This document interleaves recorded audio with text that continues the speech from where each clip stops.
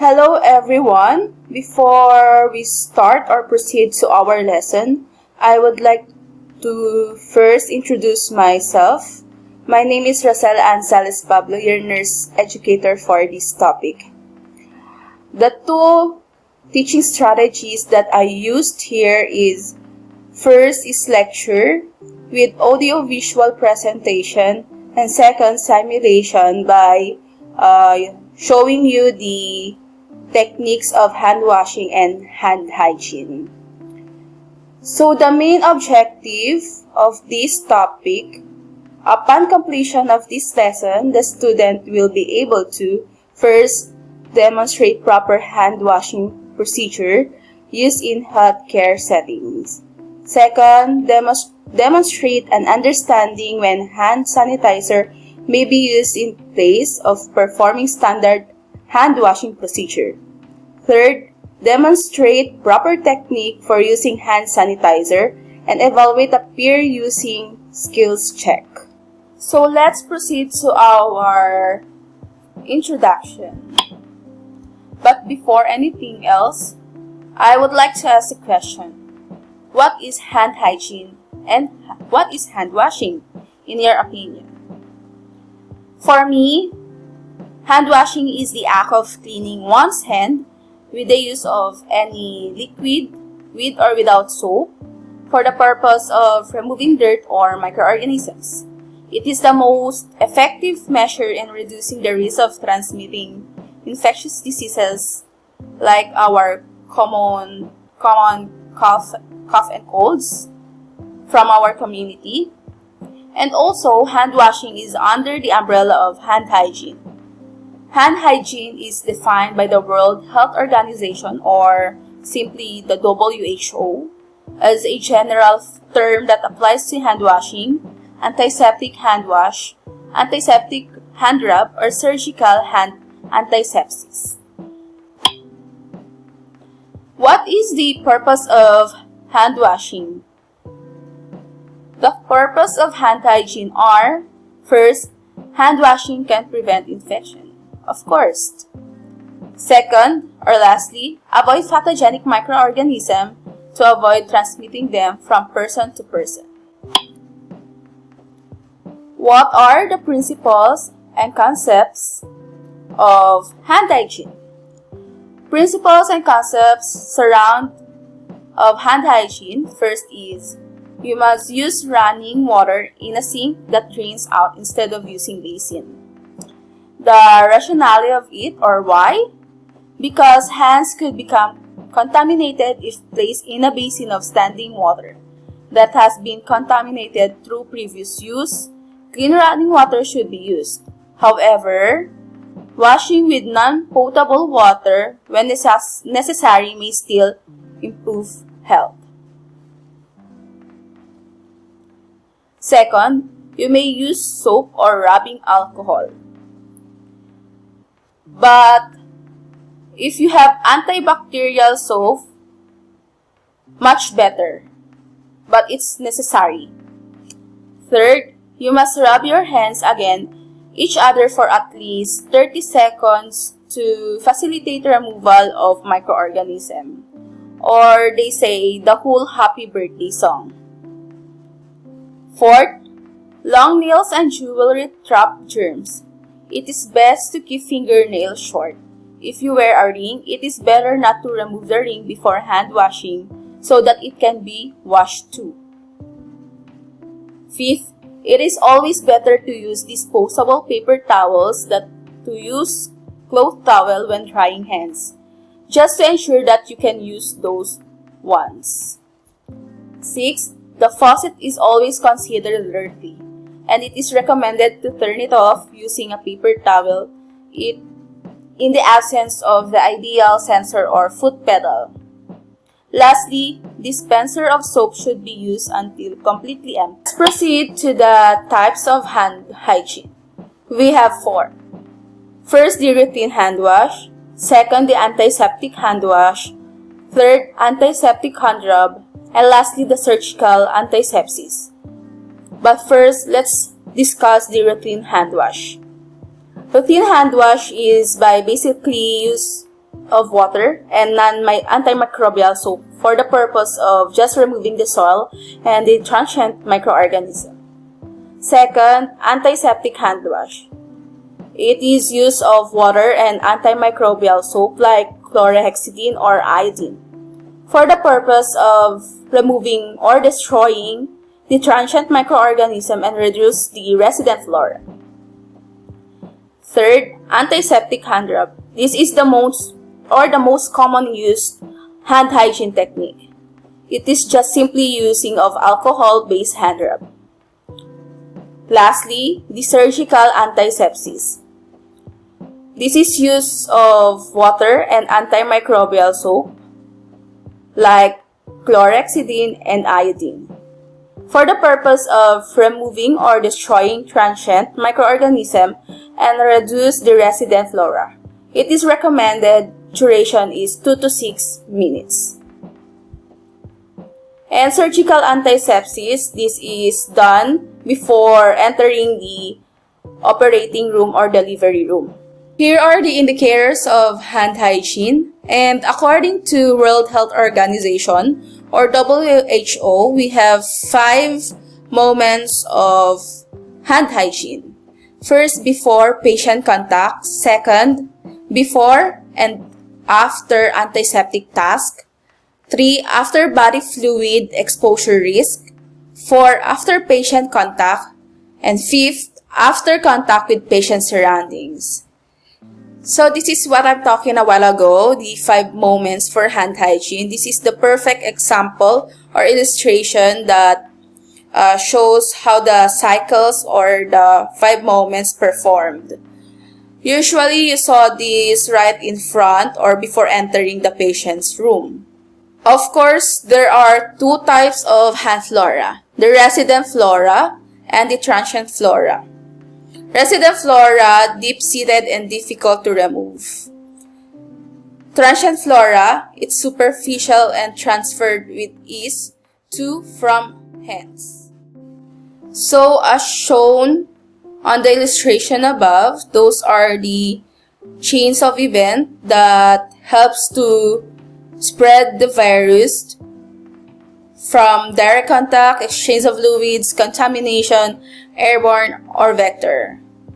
The chains of events are inadequate hand hygiene, contact with another person through sex, kissing, and so on. Pathogen transfer, like using same utensils without proper washing, or sharing bathrooms, just like that. The second person has inadequate hand hygiene, like when the person is coughing and they don't wash their hands and they're trying to touch you. So of course, we cannot perform properly the hand washing technique without any equipment. So before we start on the procedure, we need to gather all the supplies needed. First, soap or detergent, but if necessary, the antimicrobial soap. Second, warm running water. Third, paper towels. Fourth, alcohol, and optional is the antiseptic cleaner, fingernail brush, or plastic cuticle stick. So the first procedure that we are going to do is the antiseptic hand rub. I remove my background so that you can see clearly my demo. First step is the ensure jewelry has been removed. As you can see, my hands has no jewelry on it. Second, apply quantity of alcohol-based hand hygiene product. So on this procedure, I'm going to use my isopropyl alcohol that has 70%. Or any alcohol will do. Third is rub hands palm to palm. So put the alcohol on your palm and rub hands palm to palm. So fourth, right palm over left dorsum with interlaced finger and vice versa. So it means your right palm, this is my right palm, and left dorsum, which is the back of your hand, with interlaced fingers and vice versa. Interlace means put your right fingers on the middle of the left fingers, and vice versa. Then, if the alcohol has already dried, just put another alcohol on your palm and proceed to the procedure. This video provides surgical hand rub instructions using a waterless, alcohol-based antiseptic. Before beginning the surgical hand rub procedure, you must remove all jewelry from both hands and arms. Inspect your skin and nails. Ensure your skin is free of any cuts and wounds. Nails must not extend past your fingertips, and nail polish must be intact without chips or scratches. Remember, acrylics, artificial nails, and nails with foreign bodies are not allowed in the operating room. Put on your PPE. Make sure your hair and ears are tucked into your surgical head covering and that any neck jewelry is contained in your surgical attire scrubs. Don proper eye protection and a surgical mask covering your nose, mouth, and if applicable, facial hair. The surgical hand rub procedure may be used for any case of the day, including the first case. If applying the antiseptic for the first case of the day, or if hands or nails are visibly soiled, you must first wash your hands and arms thoroughly with hospital-approved soap and water to remove any gross contamination or transient flora. Then use the disposable nail pick located above the sink to clean under your fingernails under running water. Dispose of the nail pick in the trash can beside the scrub sink. Rinse hands and forearms. Once both of your hands and arms have been rinsed, dry your hands and arms thoroughly with a towel. Make sure your hands and arms are completely dry before applying the antiseptic. Remember, hands and arms must be washed and nails picked before the first case of the day. Subsequent uses of the antiseptic do not require pre-wash unless hands or nails are visibly soiled. Dispense 1 foot pump, which is approximately 2 milliliters, of the antiseptic into the palm of one hand.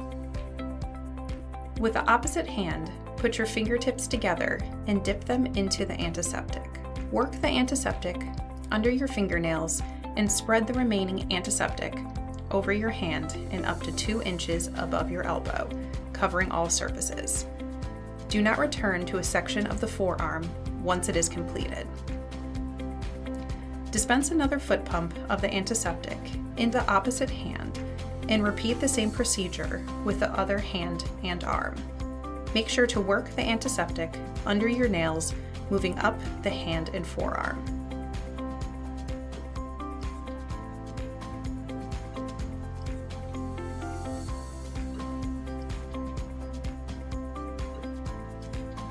Dispense a final foot pump of the antiseptic into either of your palms and apply it to all aspects of both hands up to your wrists.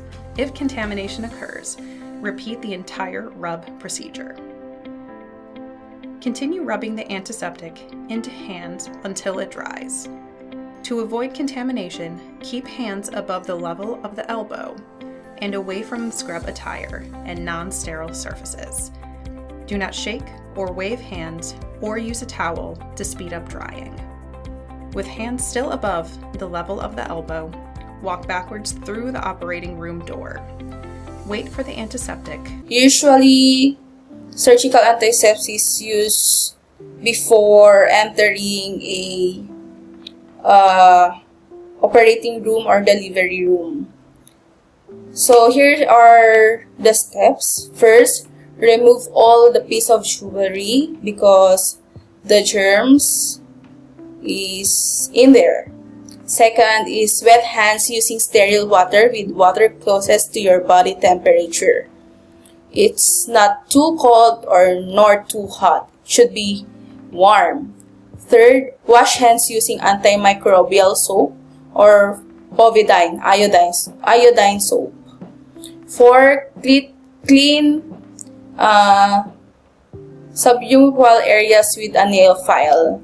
So there are already made or already packed nail file given by the nurse or already prepared on the operating room. Fifth, scrub each side of each finger between the fingers and the back and fronts of the hands for at least 4 minutes. 6. Proceed to the scrub hand, keeping the hand higher than the arm at all times to prevent bacteria-laden soap and water from contaminating the hands. 7 is rinse hands and arms by passing them through the flowing water in one direction only, from fingertips to elbow. So it means from fingertips to elbow. It should be away. Lastly, proceed to the operating room holding hands above the elbow. Just like this. So that's the procedure in hand washing technique. Let's proceed to the next topic, which is strategies to reduce hand irritation. Includes use alcohol hand rubs with emollients when indicated. Ensure hands are dry before putting any gloves. Third, allow alcohol hand rubs to evaporate completely. Lastly, use hand lotions and other skin moisturizer to avoid skin chapping. So, I think that's the end of my presentation, my lecture. Thank you for watching, guys, especially to Professor Jan Balaria. Thank you for guiding us to our subject, and God bless us all.